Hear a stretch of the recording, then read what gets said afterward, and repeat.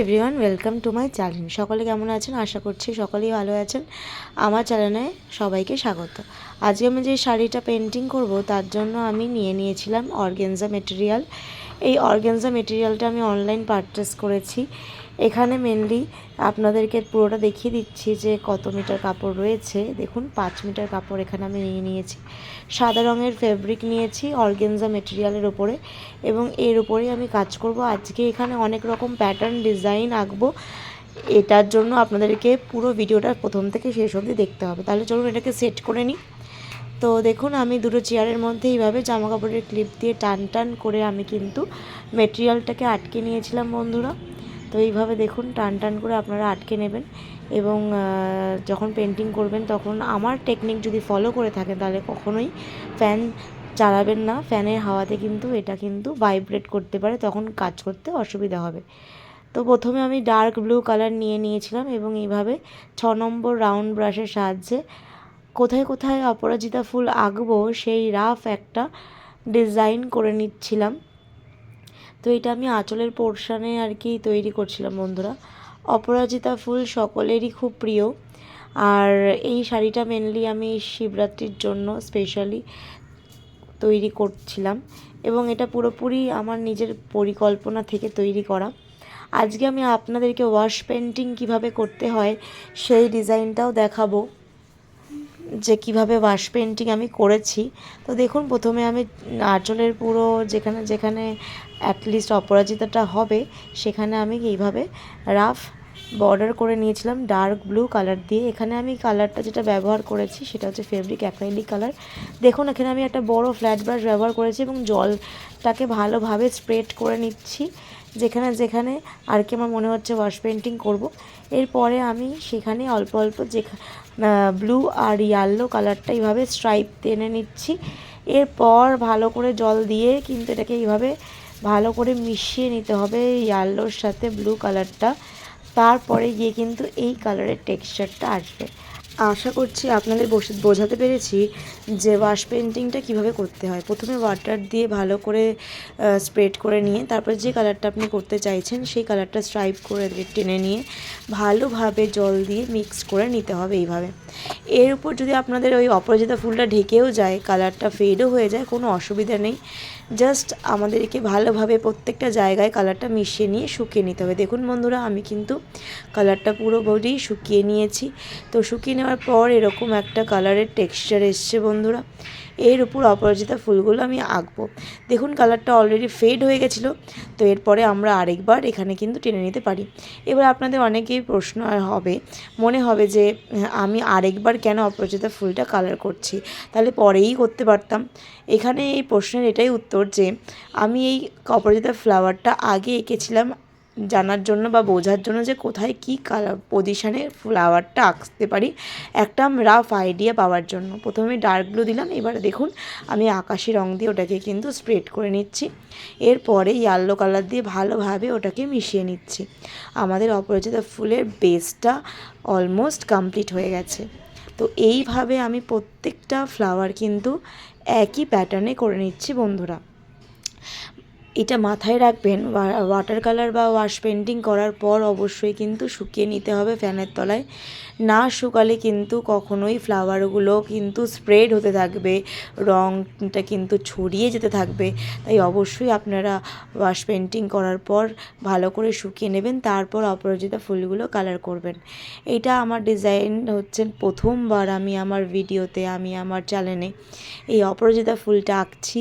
আপনাদের কেমন লাগছে ডিজাইনটা অবশ্যই কমেন্ট বক্সে আমাকে জানাতে ভুলবেন না। এরপরে আমি ডার্ক ব্লু দিয়ে দেখুন মাঝখানে একটু একটু করে পাপড়ি দিয়ে যাচ্ছি। এখানেও আমি রাউন্ড ব্রাশ ব্যবহার করেছি 6 নম্বর, আর অ্যাজ ইউজুয়াল যেরকম কালার ব্যবহার করে থাকি ফেব্রিক অ্যাক্রাইলিক পেন্ট, সেই ফেব্রিক অ্যাক্রাইলিক পেন্ট কালারই ব্যবহার করেছি। এরপর আমি ডার্ক গ্রিন কালার দিয়ে কিন্তু অপরাজিতা ফুলের যে বৃতিটা সেটা কিন্তু এঁকে নিচ্ছি এইভাবে।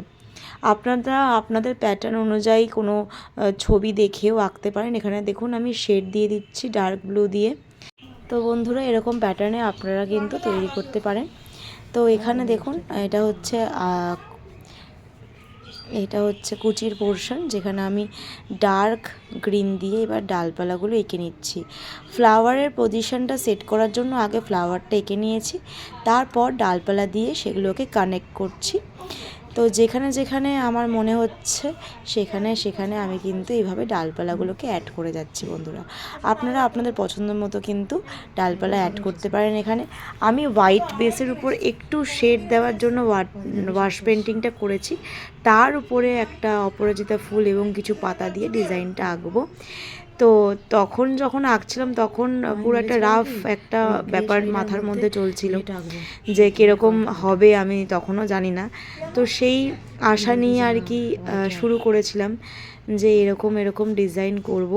তো মেনলি শিবরাত্রির দিন এইটা আমার পরার ইচ্ছা ছিল এবং সেই জন্য আমি ম্যাচিং জুয়েলারিও তৈরি করেছিলাম নীলকণ্ঠ ফুল বা অপরাজিতা ফুলের।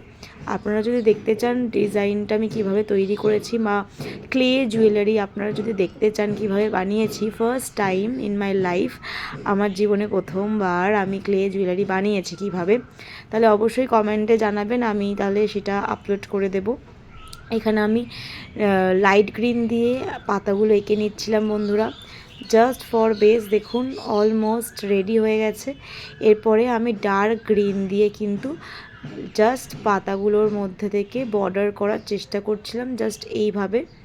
তো কিছুই নয়, খুব সিম্পল একটা ডিজাইন। আপনারা যদি ভালো করে দেখেন তাহলে আপনারাও কিন্তু বাড়িতে এটা ট্রাই করতে পারবেন, খুবই সিম্পলি এটা তৈরি করা যায়। তো এইখানে আমি প্রচুর প্রচুর পাতা ইউজ করেছিলাম, কারণ অপরাজিতা ফুল আপনারা যদি দেখে থাকেন যে পাতার পরিমাণটা গাছে অনেক বেশি থাকে ফুলের তুলনায়, তো সেই অনুযায়ী পাতার পরিমাণটা বেশি ছিল শাড়িতে ফুলের তুলনায়। তো সেম প্যাটার্নে পুরো ফুলের চারিদিকে পাতাগুলো আমি এঁকে যাচ্ছিলাম ডার্ক গ্রিন কালার দিয়ে, গাঢ় সবুজ রং দিয়ে। বন্ধুরা, আমার চ্যানেলে আরও নতুন নতুন ডিজাইন অলরেডি রয়েছে, আপনারা যদি না দেখে থাকেন বা প্রথম হন আমার চ্যানেলে তাহলে অবশ্যই চ্যানেলটিকে সাবস্ক্রাইব করে রাখবেন এবং ভিডিওটি ভালো লাগলে একটা ছোট্ট করে লাইক, কমেন্ট এবং শেয়ার করবেন বন্ধুদের সাথে।